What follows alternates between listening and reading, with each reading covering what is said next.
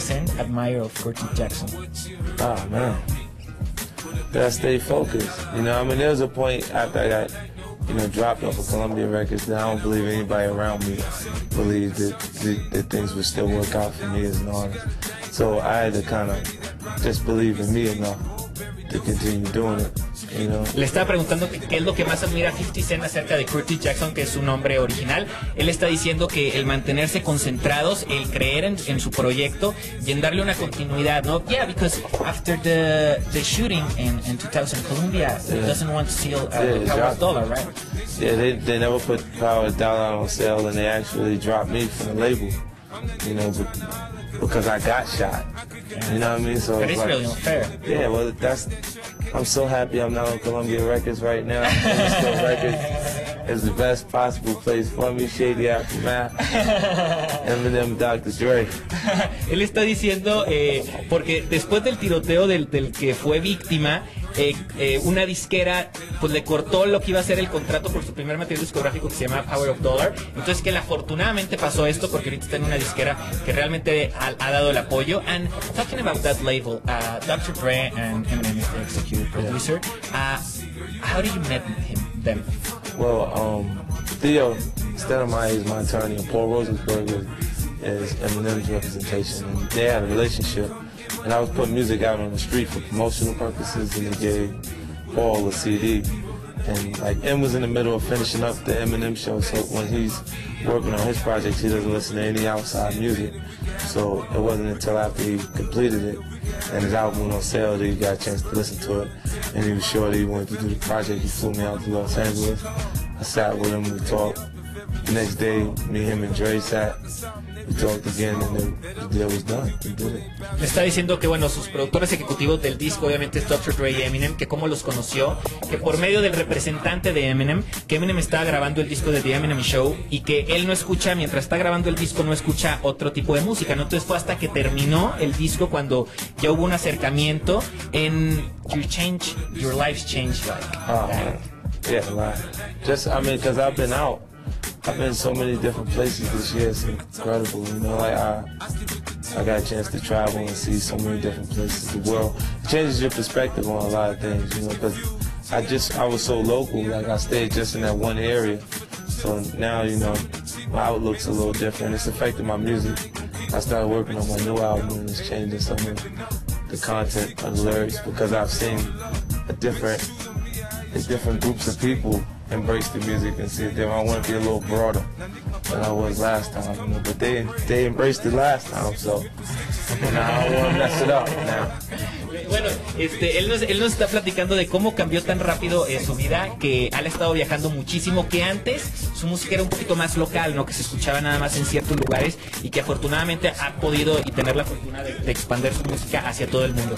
And what is like the biggest fear of Curtis Jackson? Not of 50 Cent, of Curtis Jackson. Oh man, did I allow myself to backslide, to go back into my old behaviors, and I try not to surround myself by that same crowd. Even when you're in AA and you're trying to get off of drugs, they tell you to change your people, places, and things. And that's what I do. I try to stay in the circle that's a little more positive, so I can maintain going in the right direction. Entonces, bueno, él está diciendo que cuál es el mayor temor de Curtis Jackson, como Curtis Jackson y no como 50 Cent, y él está diciendo el volver a la vida que tenía antes, ¿no? Porque de repente, pues hay como que muchas tentaciones. There's a lot of temptations right now because you have money, you're successful, you're really good in what you do. It's not hard try to keep out of all the situation that's happening in the hip hop and rap world. Yeah, well, without having all of those things happen as fast as it does, it creates a lot of jealousy. My old friends are better enemies than my enemies because they envy me. Because they're not in the same position I'm in. They're bitter. So it's a lot of different obstacles and new situations regardless. Like if you'd have asked me when I came up without finances, so finances seemed like the answer to all my problems. And then when you acquire the finances, you realize that no matter what, there's always going to be new obstacles in front of you. And you prepare yourself for the next situation. Que bueno, le estaba preguntando acerca bueno, que de repente qué tan rápido había cambiado todo, y él dice que de repente lo difícil es la envidia, ¿no? Que de repente muchos de sus amigos anteriores, porque obviamente le fue muy bien, pues se convirtieron en los peores enemigos por la envidia, ¿no? Por la envidia misma. And what do you think about all the violence that is around rap and hip hop? Do you know this is true or is kind of a myth? I think violence surrounds everything. I know. You know, life. I think it's there. Like it exists, and I think hip hop is the form of music that expresses it more than R&B music or country music. I know, and doctors could make crimes and everything. Yeah, so I mean, I just think that they associate violence with hip hop more because of, the content. I'm sure you're gonna speak about, like, the music is a direct reflection of the environments we come from. Because the violence is going on in those environments, it filters over into the music. Okay. Estaba preguntando acerca de la violencia que está alrededor del rap y del hip hop, si realmente existe o es un mito. Y él está diciendo que bueno, la violencia existe en todos lados, que se le culpa un poquito al hip hop por las letras, ¿no? Y por lo que va alrededor, ¿no?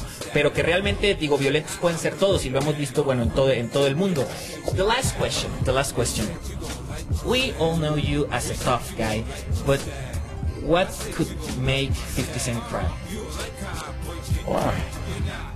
A lot of things. I'm still human. But a lot of people think that no, 50 Cent, he's like that. He didn't have feelings. But I know you my little boy is the most important thing to me. My son, you know. That's it, because I mean, he's my biggest responsibility. He's the reason why I decided to not do the things I was doing in the street in order to write music. You know, because he's my responsibility. I have to take care of him. And this year I've been able to acquire finances that allow me to move him into a better environment and, you know, have him have really good school and be in a better space. So I'm happy about that. Le estaba preguntando que todos lo conocemos como un tipo rudo, un tipo duro, que qué podría hacer a 50 Cent llorar, y él dice que muchas cosas, ¿no? Que él ante todo es un ser humano, y que una de las más grandes responsabilidades es su hijo, ¿no? Que su hijo pues se tiene que ocupar de él, que afortunadamente le ha ido mucho mejor económicamente, entonces lo ha podido mandar a mejores escuelas y le ha podido dar la vida que él realmente quiere. Well, 50, thank you very much for coming to this interview. Everybody here in Latin America are expecting your show.